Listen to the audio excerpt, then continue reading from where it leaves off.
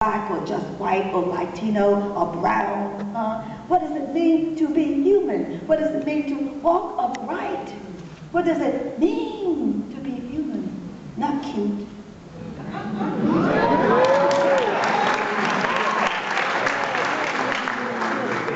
And the country responds by giving us people that are out from Atlanta and Memphis. You know, I'm a bad motherfucker, so you ain't bad. You stupid. There's a difference.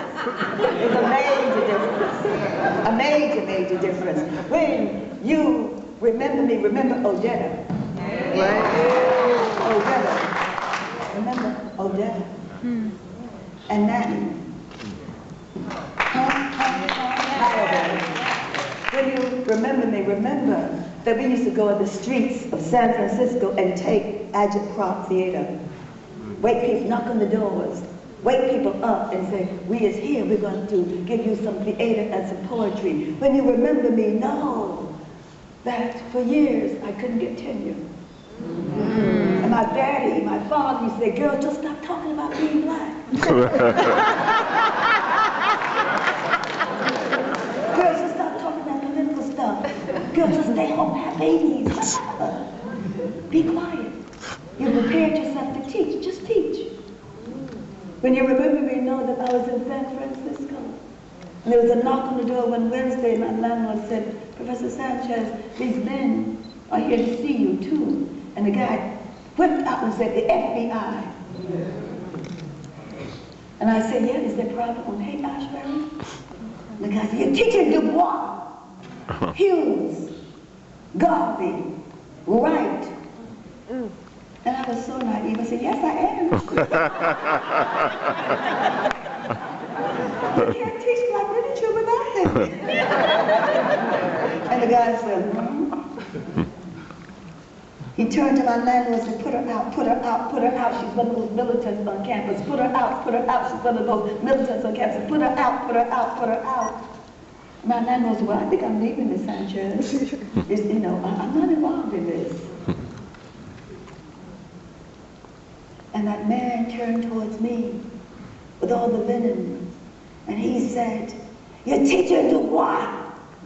He didn't say Du Bois like we do. Wright, Hughes, Garvey. You're teaching. That's what he kept saying.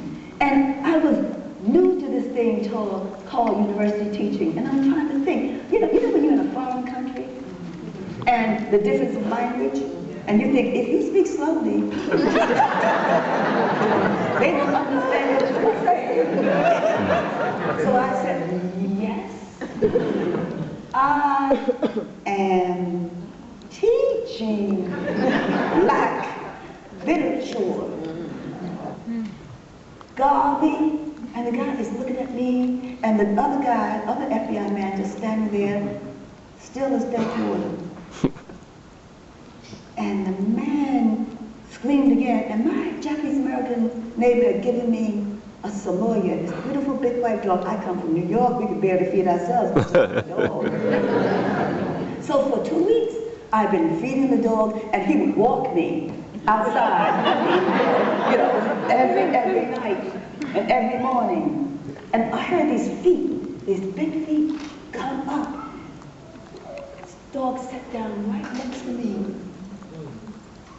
and looked up at the FBI. And the man put his hand in my face again, and Snow leaped for him. And he said, lady, watch your dog. And I said, Snow? Snow sat back down. But I had a new appreciation of that dog.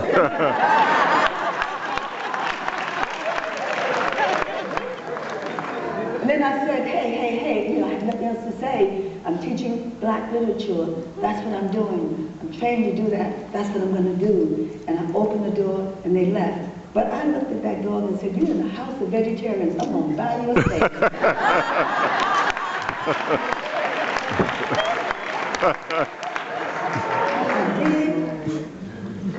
And I did. And I did, and I did, and I did, and I did, and I did, and we fought to teach something called black studies. We started something called black studies, and we said black literature and black history and creative writing. You can write, talk, looking at yourself, not hating yourselves, you know. Write blackly. It's okay to write blackly. You know, I had Japanese Americans, it's okay to examine your history. Come on. Because I said to one of the Japanese American students, I said, here's this little thing. Someone just gave it to me. We think it has something to do with concentration camps. And he looked at me and said, concentration camps? When you teach, you take chances. Those sisters got mad at me.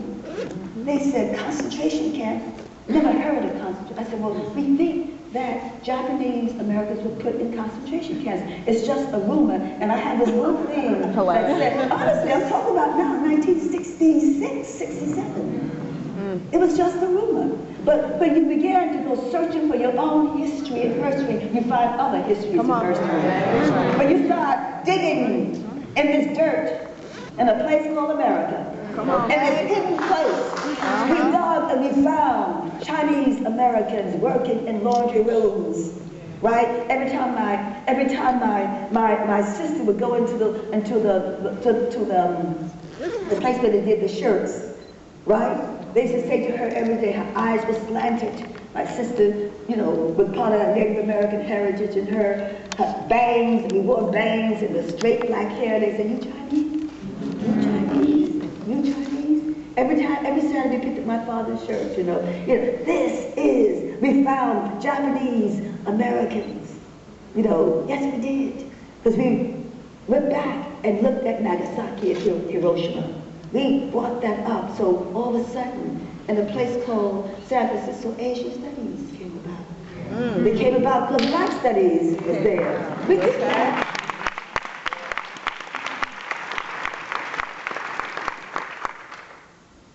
When you go searching for yourself, you find others hidden. You know, hidden. And we started to unearth this thing. You know, we found the concentration camps that America really never wanted to talk about. You know, we found, I went to a place called,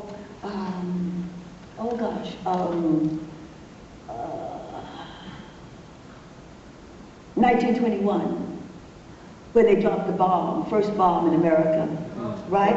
And Tulsa, Oklahoma, right? I go to do a speech out there. You know, the mayor gives me a reception, and then this reception says, all black man is sitting. And you know, you go over, because you talk to little children, and you talk to old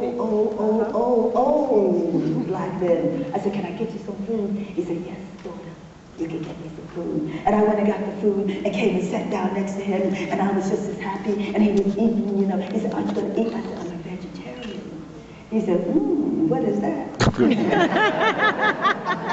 I said, I really don't know. But I'm trying. And there I was. Then he said, you sure is fiery, little lady. I said, He said, no, you sure is fiery, little lady. I said, oh, he said, but I bet you don't know what happened here. Ears perked up. I said, and what happened? He said, that's for you to find out. I think I gave this man food and conversation and deference. Sitting and talking to him all this time, and I'm asking him what happened. He said, and when you find out, I want you to call me. And he reached in his pocket. He had a card. He probably did this often. Gave me his card, so that's my home number there. So I rushed back to Philadelphia, you know, went to the library, Temple, went in the library, couldn't find crap. I said, this is 1970, it was 1977. I said, whoa, my library is better than Temple's library. Right, Danny? And so there I was. I went to my library and had everybody book you could possibly think of, because a woman by the name of Jean Hudson had sent me to Mr. Bashaw and Mr. Richard Moore at 125th Street, you know, and they gave me book after book after book after book after bag book. Yes, they did.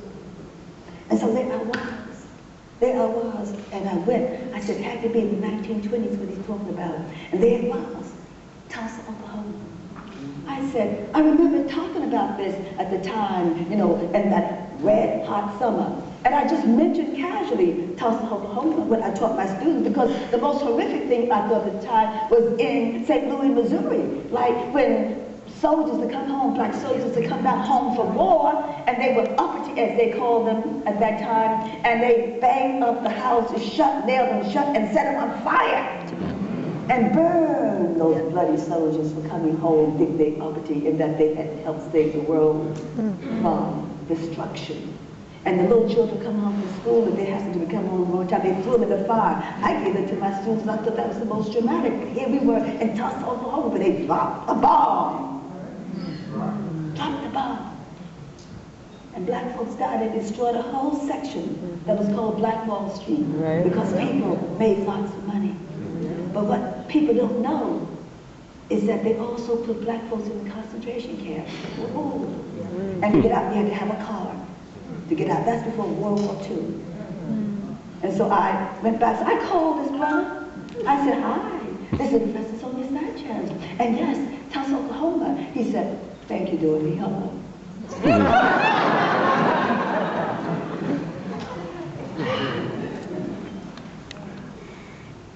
When you remember me, when you remember me, when you remember me, when you remember me. Remember, I was mad sometimes. I was mad. Mad, this country will drive you mad. But I was mad only from 12 midnight to 5 o'clock in the morning, because I have children, so I have to be staying when they woke up.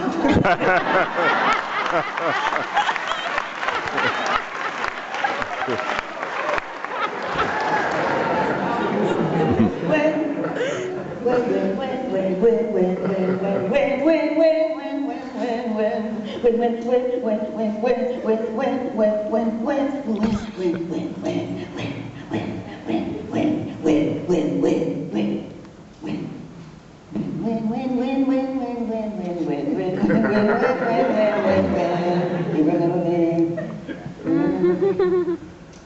You remember me? When you remember me, don't you be a voyeur. Don't you be a voyeur looking at our lives like, oh, that's what they did. No, that's what you do. Be a voyeur looking at 50th anniversary of the Freedom Riders. Always in that night, look what they did. No, you cannot be a voyeur. You did this, you did this, so you would do also. What is it? Let us go on the walk for freedom. Do you know what freedom is? What walk of freedom you're going on? Huh? What walk of freedom going on? Is there still prejudice? Huh? In the land, is there still discrimination? In the land, is there still racism in the land? Is there still homophobia in the land? Is there still greed? Greed. I said greed. I said greed. And are we greedy? All right. Have we become greedy too? Do we know greed? We know greed. Do we know greed? Because we is good Americans. They say we don't have to worry about them people. They will keep everybody in line.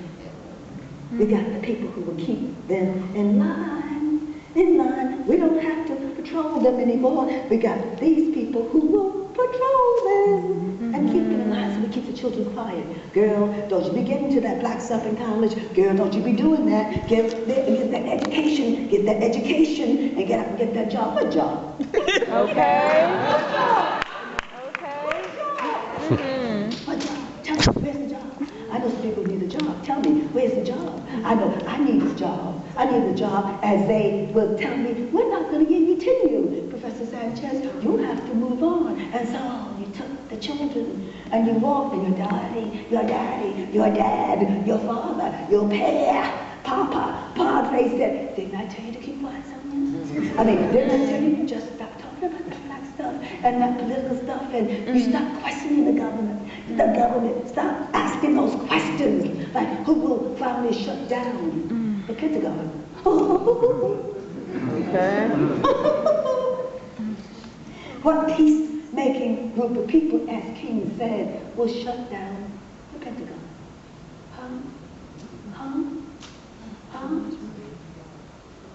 Someone said to me 2 years ago, why are you going out getting arrested, Sonia? We don't do that anymore. Oh, yes, they did. We don't do that anymore. I said, what do you mean? We don't get arrested anymore. I said, what do you mean we don't get arrested anymore? Well, we don't get arrested anymore. I said, why not? Well, you were just out there kind of like doing this thing about peace. That's what black folk do. I said, oh, what do black folk do? What do black folk do? I mean, black folk don't need peace.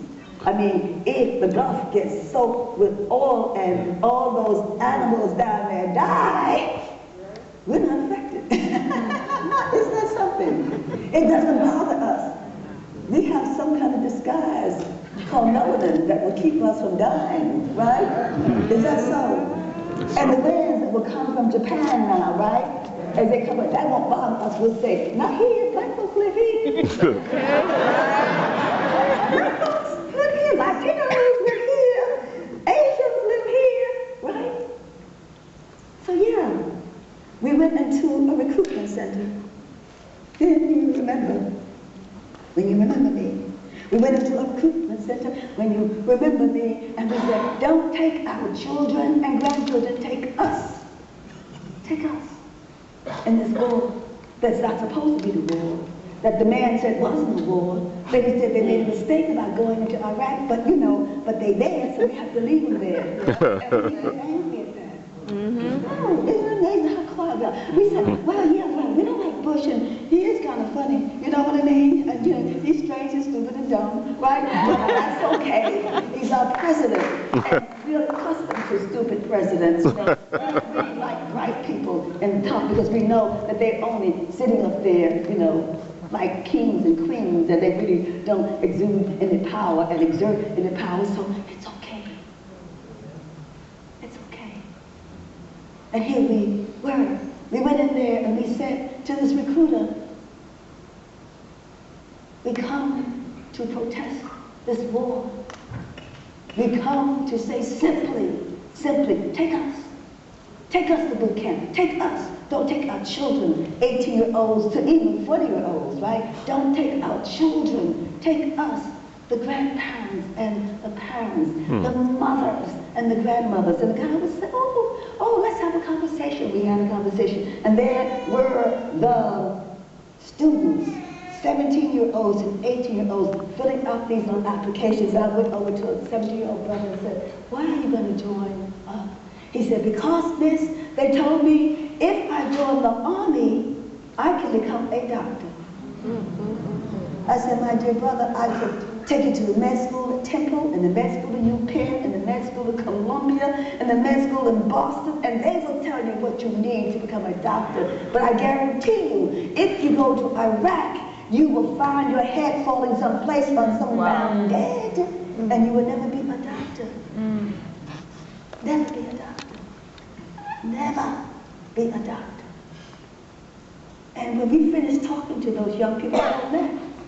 And then the guy said, you all have to leave. We said, we don't want to leave. We want to stay. He said, I'm going to get the police. And in comes the detective. He says, I'm going to go, we're going to get handcuffs, and we're going to do this and take you out. We said, why are you going to do that? We don't want to leave in the first place. We want to stay, you know, and we're not running out the door, right? He left, came back 10 minutes later. He said, here, he said, we're going to handcuff you in front. We said, we still ain't running. We still staying. We want to stay and talk to everybody in here. And then he said, okay, 10 minutes later, he sent in a policewoman. Policewoman came in and said, oh, Professor Sanchez, what are you doing here? You cannot teach for 40 years and not find your students all over the place. He said, there is Sophie. me because I didn't want to get in trouble. I said, we're protesting no more. She said, oh, she looked around. She said, well, I'll take good care of you. I said, good. But if you take good care of me, you got to take good care of my sisters back here. And she looked at these Asian women and these white women and these Latino women. She said, you know, Professor Sanchez, it was something being in your class all the time because you stretched us. You made us really believe that all human beings are really the same. You really did make us believe. She said, I'm going to take good care of you. She did. She really did. And as we went out the back door, she said, they may want you to go out the back door, but they don't want you to go out front and be seen by everybody. So they took us out the back door to the wagon. And a woman from NPR reported said, Professor Sanchez, if you had gone to boot camp, what would you have done? I said, push-ups for peace. You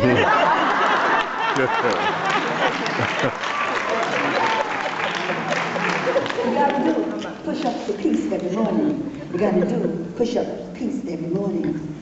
Don't you think it's odd that each generation have to fight wars? Don't you really think that's odd? Don't you think it's odd that we listen to the people in power down there, and every time they start talking about war, that we don't go and sit in and say, we don't want war.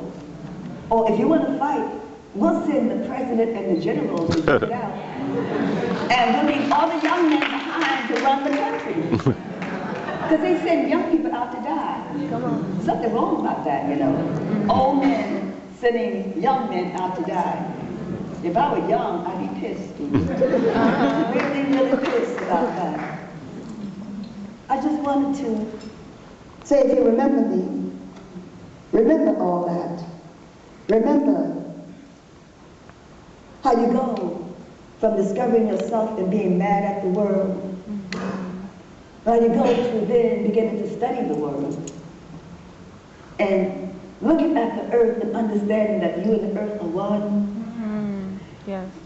Remember me when I started to teach and a student in my class was being taunted because someone didn't want to hold his hand because he was gay, and I grabbed the brother's hand and looked at the person and said, in my class, in my class, in my class, we respect everybody in my class.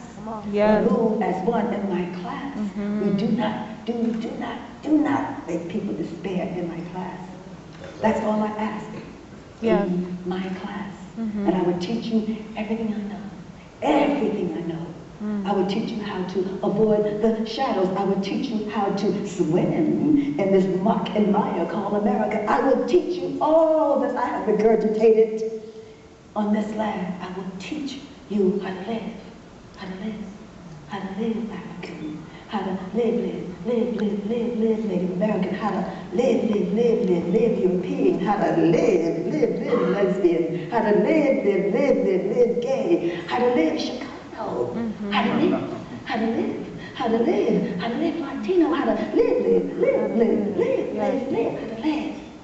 That's what I did. Remember me, not some clock in some place, or how she looked or what she said and didn't say. Remember what I did. Remember what I did. Remember what I did. Remember that I love your children as my own, and in my classes and in these universities they lived and they grew and they lived and they grew and they learned and they expanded and they became human. Yes. Right. Human. When you remember me. When you remember me, remember yourself. Remember yourself. Remember yourself. Remember we are one.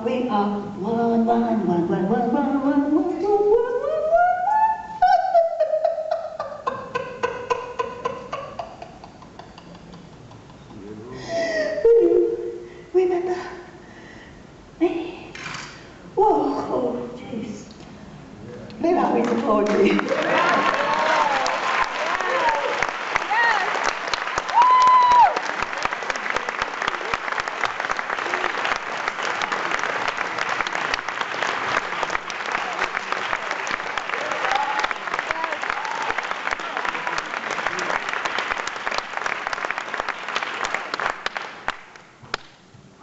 I think T.C. Carson's here, and we recorded recorded together, that CD you heard, right, was the brainchild of Brother Tom Jones and Diana Jones and Michael and T.C. Carson and all these people were on there, brilliant people, doing stuff, making me sound good, thank goodness, you know. You know, I cannot sing, but they made me think that I could sing, you know, but you know I'm a mean dancer now. I cha-cha and merengue so much, my father swore I was not going to graduate from college since I was a Palladium every weekend in New York City. I love it. It's probably true, you know? But Tito Puente and all those people were there. I have 2 new books out. The one, the excerpt you saw from I'm Black and I'm Singing, I'm Blue but I Ain't. Those plays, and then a collection called Morning Haku. Those of you who know me know how much I love the haku. That in it, I began at the beginning, I talk about the first time I came across the haku. I was studying at NYU with a woman by the name of Louise Bogan, and she insisted that we choose a form at the end of the semester, right? And so I went to the 8th Street bookstore, you know, looking at these collections there, right? And I saw this beautiful colored book all the way on top, and I grabbed one of those stools, so you see how tall I am. And I reached up and opened the book to this haku, and I read it out loud, because Bogan taught us always to read poetry out loud. And I slipped down on the floor and cried because I had found me in a haku. And so that semester I ended up writing haku for my final project. During the years you will see that I would throw in some haku along the way in my regular books, you know. And I was at Columbia University one night and brother raised his hand and said, Professor Sanchez, you know, I see in your books that you include the haku. You know, you're not Japanese, you know. And I said, you notice, huh? But you don't embarrass people, you know? So I came down on the stage and my dear brother, Coltrane wasn't Julie Andrews either. So when he took my favorite things from Julie Andrews, I said, when someone says my favorite things, you think Coltrane, Coltrane.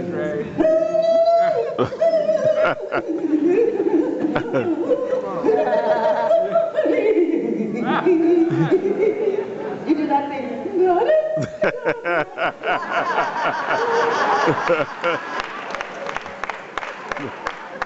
But more importantly, I said, never, ever, ever, ever, ever, ever let anyone tell you what you can and cannot do.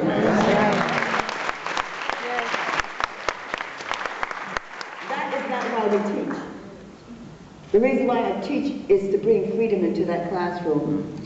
And not just to teach people what critics say. You know what I mean? Come on. You know, like, in fact, when you study with me, I would not let you read the critics. I ask you, what do you think about this piece? Right.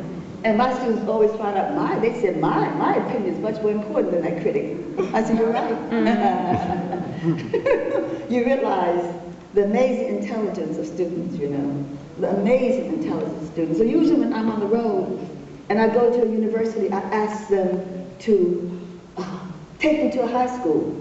You know, I do my gig, right? Within how I can live now. Then I said the next day, take me to high school. And sometimes they take me to a high school, and you're talking about a rough high school. I'm talking about kids coming like, who's she? What's she saying? Poet. What's a poet? She rap? Do she rap? I said, I could have gone home. I could have been on a plane going home and not in this auditorium, right? You know, looking at who she, whatever. And you have to really get down. You can't say, hi. You talk to me about poetry. You're behind off the stage. Onto the stage, right? So you start off at a point maybe. I said, did you see Jasmine Guy and myself on Monique? I said, yeah, that was you. And one little fresh kid said, yeah, you have the same dress on you had on there.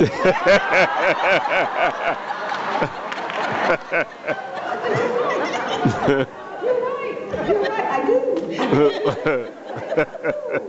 But you got him. You got to get him at some point. I'm in Detroit, you know, and one kid came in late, and evidently a teacher, you know, reprimanded him for coming in so late. So he sat down really upset, and I saw it out of the corner of my eye, and all of a sudden, I got all these children there, you know, talking to him, and all of a sudden a little voice from the back said, oh. I heard it. The students heard it. And they started, when students hear something, they start moving in the room, and it got louder. When he got that response, he said, fuck, excuse me, there are children here, it rhymes with duck. I didn't know. And when the children started to really respond to it, I had to respond to it. They started looking at me. I said, did someone say, are there really a lot of little children up here? Did someone say what I said? And then the students who are survived, and they survived, you know, they stopped giggling because they knew something was happening. You know, children know. And I said, whoever said that, would you stand up? This brother stood up. I said, hi. You're the one who said, fuck, huh? Did you say, fuck? Or did you say, fuck, fuck?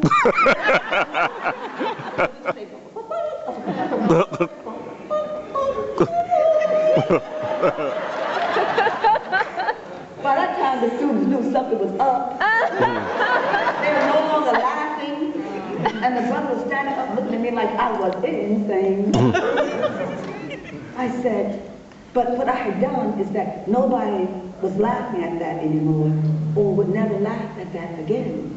You have got to, at some point, when you teach, demystify stuff that no one, teachers don't challenge in creative ways sometimes, right? You know, not like, I don't say that word. Well, no, I don't say that word either anymore. I have said it in the past. But when you have a teaching situation, and I said, I got off the stage, went down to the back, said, come on up on the stage with my young brother. And he walked up, and I put my arm around, I said, I want to thank you for making me teach again. I want to thank you for making me teach, because sometimes I get lost, you know. And I said, you made me teach something there to everybody here. And I heard you say, thank you. And he was like this. I said, stay up here with me on the stage, because you never want to embarrass people. Never embarrass people. And so you stayed. But sometimes you do take awful chances when you're teaching sometimes. And teachers look at you kind of funny when you say some of the things that you say. But the morning haiku is something when I go on the road, and I do that. I do workshops with the children. And I make them get in twos, right? Could I have a volunteer up here? Make them get in twos. Anybody? Quick. Jasmine gets up here.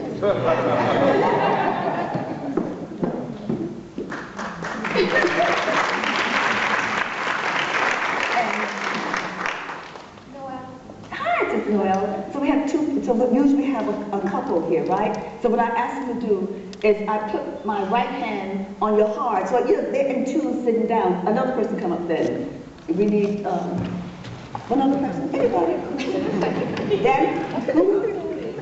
Hey, okay, you two become partners. Okay, you two become partners. Face each other. So I make them sit. They're all a Twitter, if you know what I mean. Like, what we're gonna do. So I say, take your right hand, put it on your partner's heart. Well, usually I get a young brother, and when he starts putting his hand on my heart near the breast, he goes. So you stop and say, it's only a breath. I used to feed my children, right? And I say, it's not porno. Porno. How did they know so much about porno? You know, whoa. And so we do this bit here.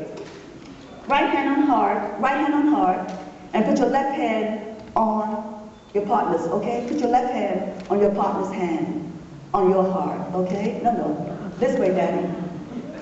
Got it, okay. And your heart, okay, on the left-hand side, okay, you gotta hit me. So I said, everybody, listen. I didn't even say shut up because they're noisy. Everybody, shut up. And they shut up and look up. I said, listen to each other's heartbeat. It's an amazing exercise. The moment people began to listen, these young children began to listen to each other's heartbeat. They began to look at each other. They see a human being. Come on. A human being. Which means in that classroom, I got it. They will not hurt and destroy each other. That's a human being. And then that heartbeat goes all around that classroom. And the quiet, it gets quieter and quieter. And then they open their eyes. First I tell them to close their eyes. They look at each other. That's a human being standing there. Thank you. Thank you. Very nice.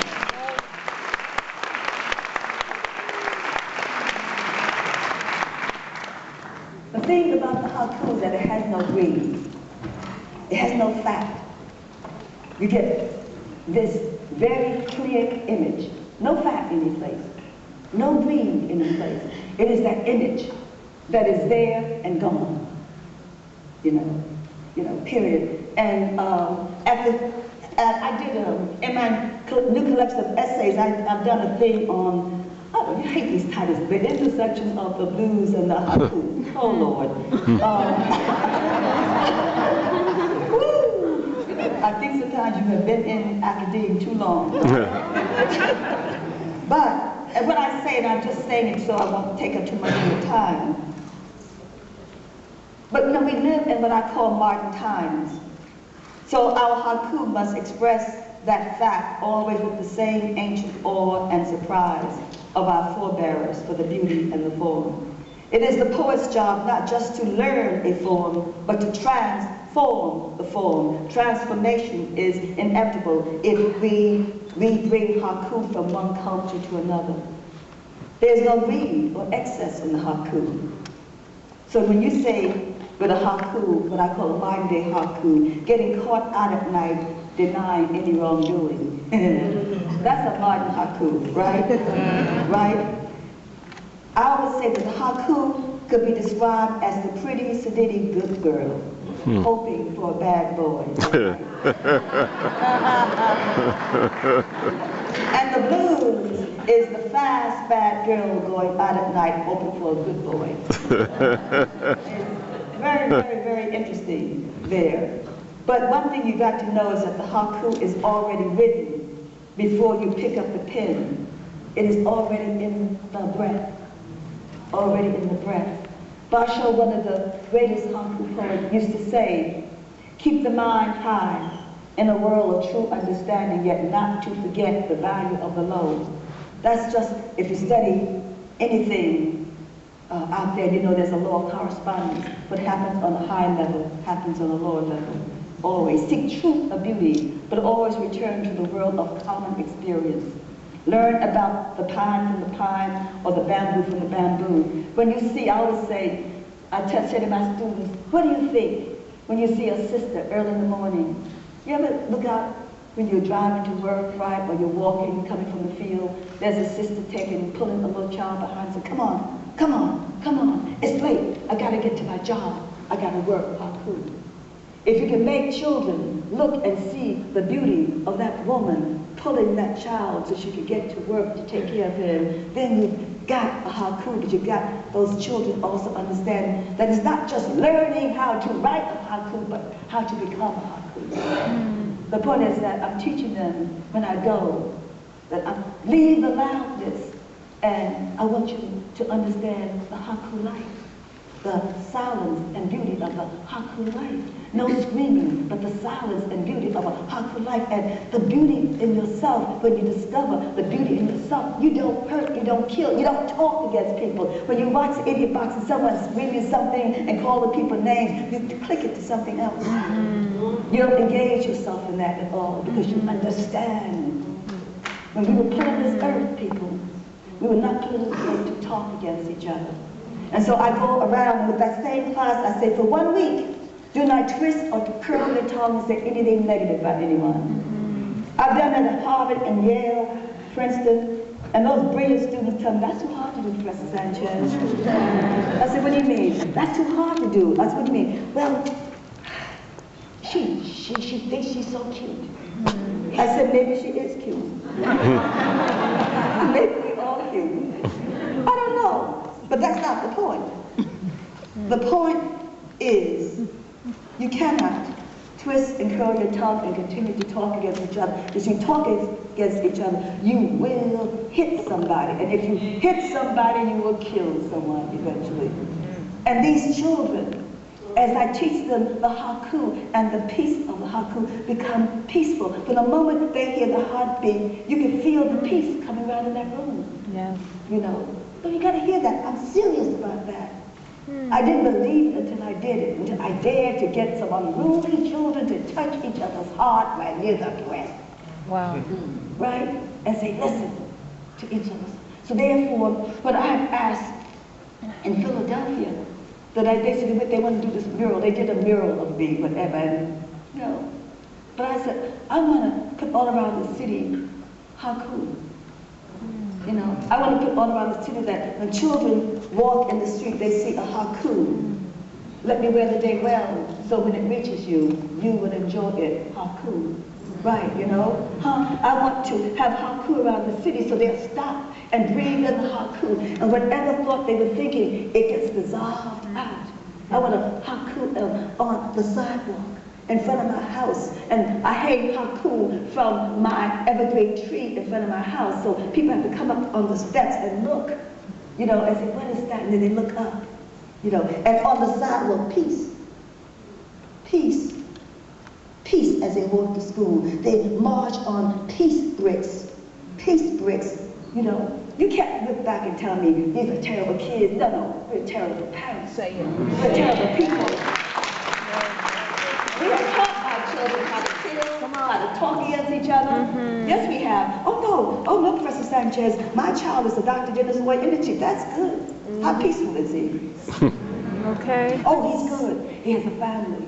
That's good, that's good. The children go to private school. Oh, isn't that nice? And what does he do in the community? Come on. If he's a doctor, what kind of clinic does he have in a place called Harlem, and a place down here in Atlanta, and a place in Detroit, you know? If he builds stuff, then why in Detroit are they then closing down avenues and streets because all the dilapidated buildings exist and they don't want to send electricity into that neighborhood, so they cut it off and they cut it down.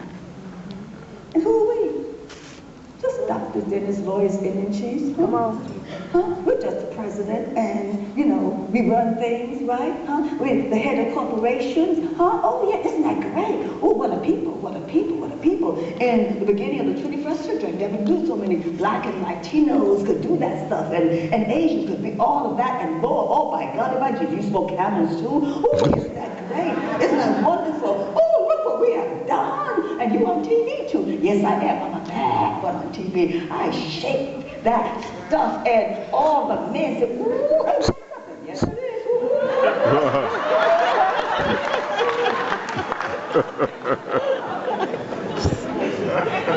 And the earth says, oh.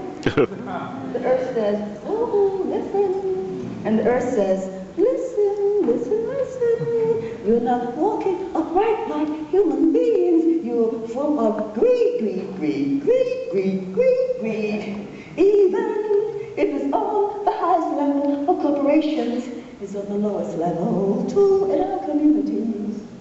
Greed. Greed. You know, the earth is saying, if you cannot run me properly, if you keep polluting the waters, if you keep polluting the skies, if you keep polluting people, if you keep polluting, I will swallow you whole and wait a billion years for a new species to come out of the sea and evolve to this again. Doesn't make sense, people. We are intelligent, they say. You tell me a theory. Somebody, if I ask a theory, some of you will raise your hands. I know that, Professor Sanchez. Isn't that nice? How do we apply that to human beings? What have we learned in these universities? What are we learning? And you young writers, Oh, you play with the language so beautifully.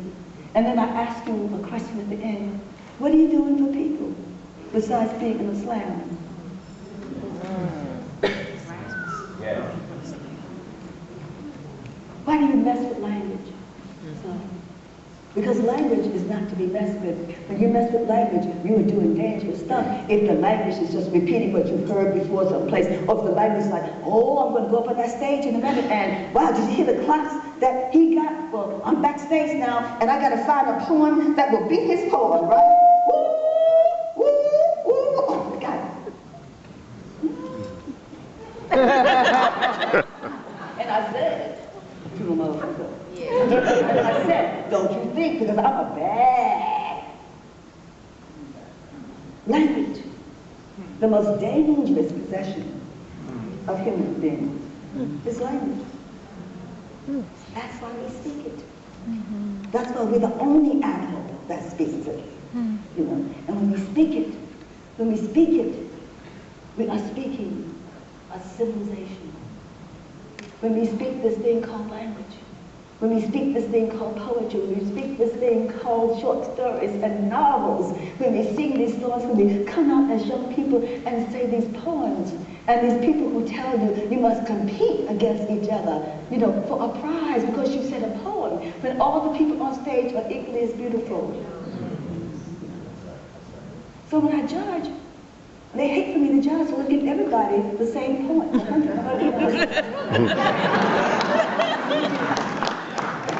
They tell me I messed up the scoring. I said, good.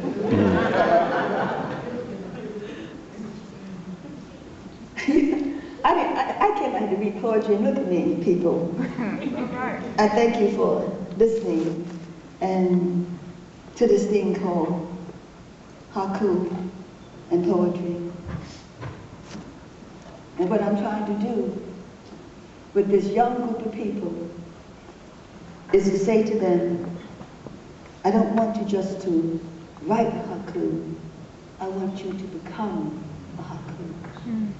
To walk haiku, to talk the haiku, to be the haiku, to smile the haiku, to eat the haiku, to touch the haiku, to kiss the haiku, to breathe the haiku. So when I teach them to write, I teach them how to breathe. Not from here, not from here, not from here, but from here. Here.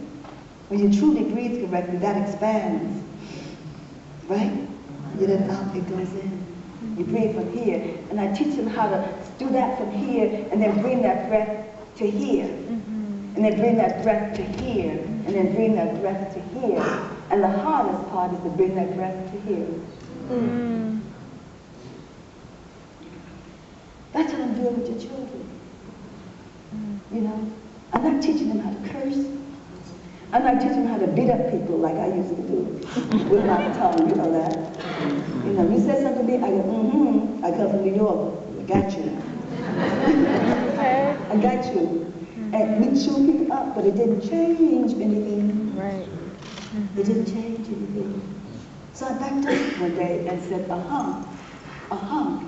why don't you move towards someone? So someone said, believe me, people say negative stuff to you.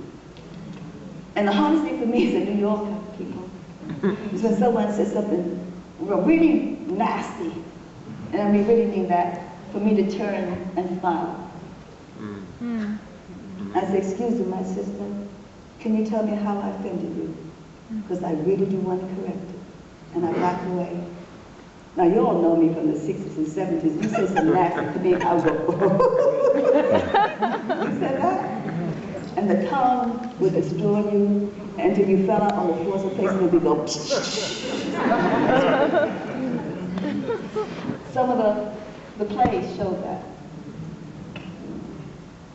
But the last play, and but how do it, I'm Black when I'm singing, I'm Blue when I ate, is a play about blues, about singers. The first one is someone, maybe a la Nina Simone. The second, a la the one that's on stage, Billie Holiday, a young Billie Holiday. And the third one was a Bessie Smith. A Bessie Smith, when she was on the stage singing. Everybody loved her. Oh, Queen of the Blues. Oh, the Empress of the Blues. But also when she was in Detroit and other places, she couldn't live in hotels. So she had to go to what they call railroad flats. A lot of research was done in that play. And she come in, and everybody did her, oh, the Empress of the Blues come in. And Bessie loved to drink. Yeah, and she loved women and men. And she'd get drunk, fall out.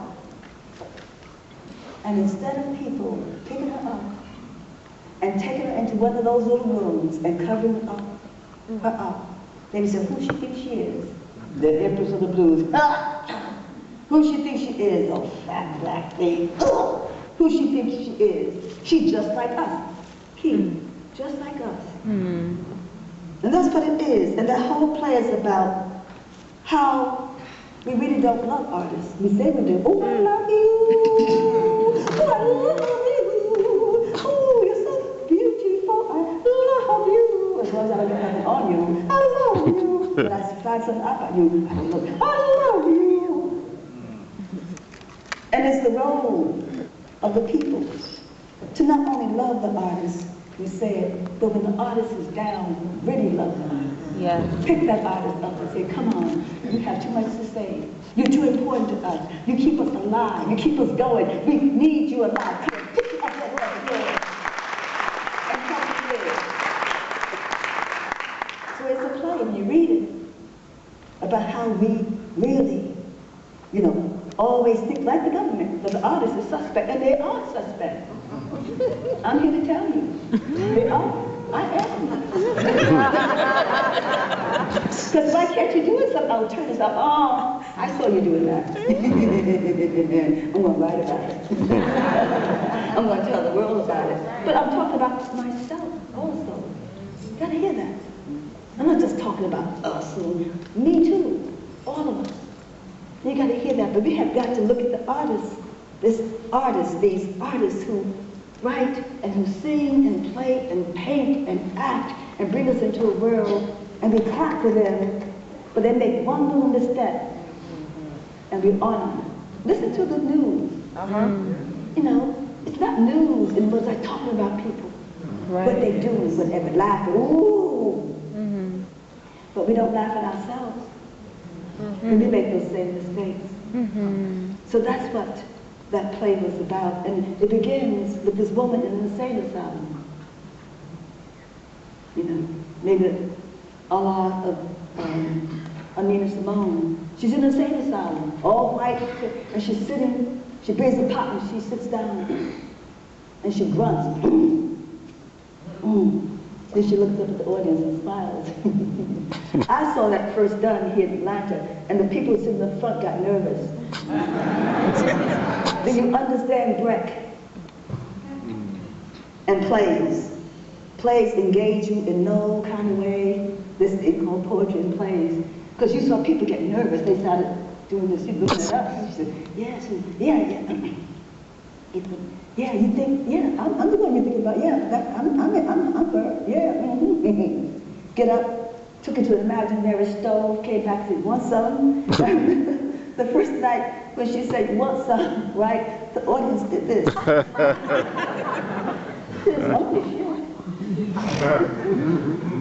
You eat so much of it every day anyway. Wow. So why not share some with me? That's what the artist says. Not to demean, but to remind us, really, where we're supposed to be on this earth. It's a short life, a long life, an in-between life. And while we're here, we've got to do this thing and work it as well as we can. Right? We've got to live well and walk right well. We got to pull our children along and demand that they walk upright. Right? And we can't then just like the children who succeed. We got to like the children in jail. They're our children too. We got to go in jail and teach them. I taught 5 years at Great in prison. 5 years until they kicked me out.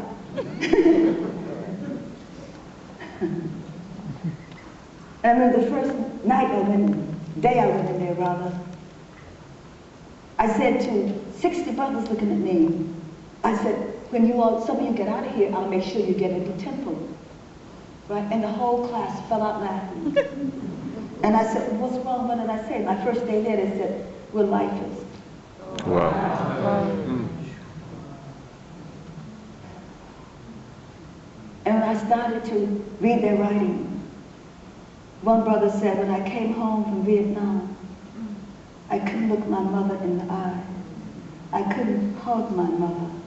I couldn't hug a woman without wanting to hurt her because I had hurt other women in such terrible ways that I couldn't touch a woman.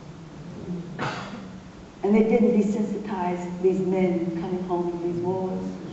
You know, they said, oh, you're home, you're free, the war's over. Go on, go back to your mother and your father and your sister and your brother and your wife and your girlfriend. And teach them what you learned. Yeah. You want to do something together? Sure. Come on. He's on that CD, you know, and we have not rehearsed in, what, 10 years? It's really funny.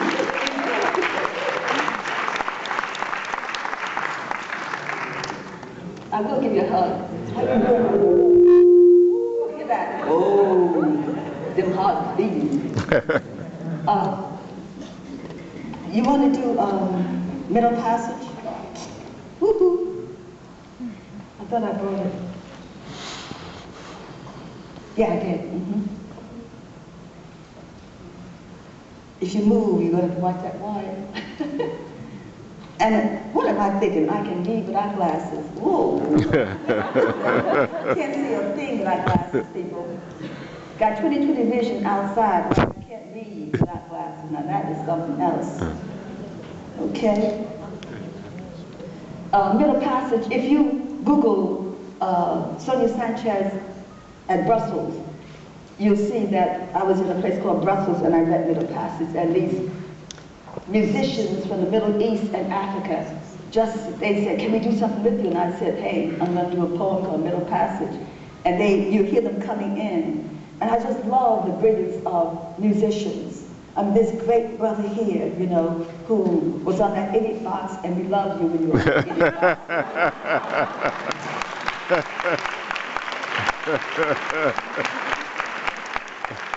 But who sings so beautifully. Also, yeah. too. And so I'm going to do a piece called, I'll end up with a haiku called Middle Passage. And it's a piece that I did when I was doing a set with some great musicians in Philadelphia. Odin Pope. Yeah. But Odin Pope, yeah.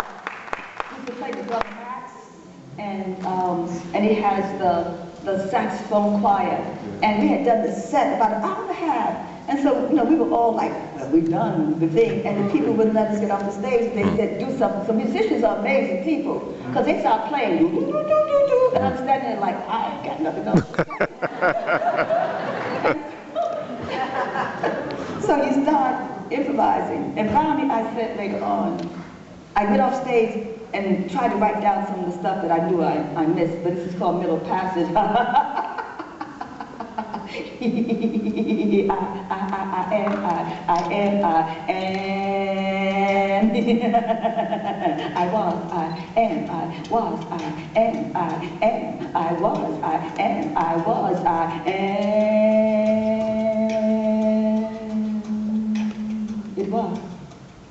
It was the coming. It was the coming that was bad. It was the coming across the ocean that was bad. It was the coming that was bad. It was the packing all of some shit that was bad. It was the packing all of some shit that was bad. It was the coming, it was the coming, it was the crossing, it was the crossing, it was the crossing, it was the crossing that was bad. It was the waking. that was bad. It was the raping that was bad. It was the raping that was bad. It was the raping. It was the raping. It was the raping that was bad. It was the silence, the noise, the silence, the noise, the silence, the noise, the silence, the noise, the silence, the noise, the noise, the silence, the noise, the noise, the silence, the silence. It was. It was. It was. I am. I am. I am. I am. I am. I am. I was. I was. I was. I was. I was. I was. It was the boat. It was the boat. It was the boat. It was the ship. It was the ship. It was the landing that was bad. It was the landing that was bad. It was the landing that was bad. It was. It was. It was the standing on auction blocks that was bad. It was the standing on auction blocks. Don't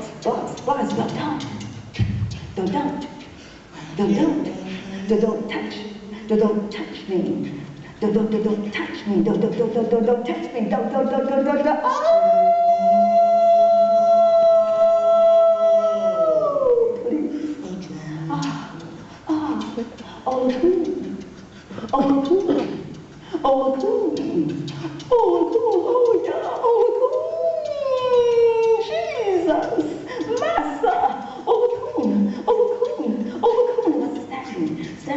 Standing that was bad. It was the giving birth that was bad. It was the giving birth that was bad every 9 months. Every 9 months. Every 9 months. Every 9 months. Every 9 months. Every 9 months.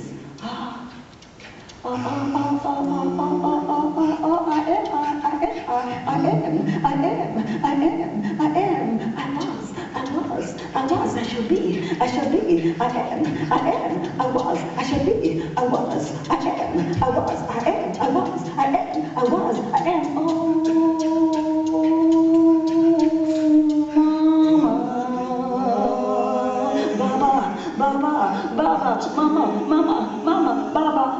Baba, they don't know what they do here, do there, you want to know? You want to know who I am, huh? Want to know who I am, huh? Can't you see who I am, huh? Can't you see who I am, huh? Don't you know who I am? Can't you see who I am? I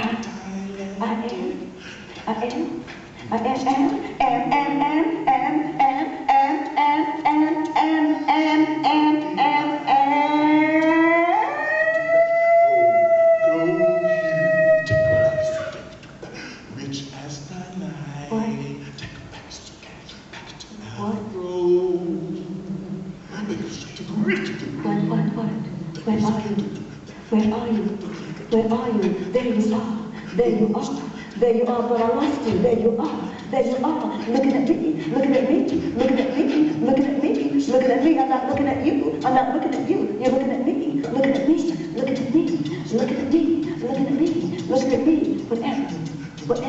Whatever I remember, I forget. Whatever I forget, I remember. Whatever I don't want to remember, I forget. Whatever I want to forget, I remember. I am here, they are here. I am here, they are here. I am here, they are here. They are here, I am here. Love.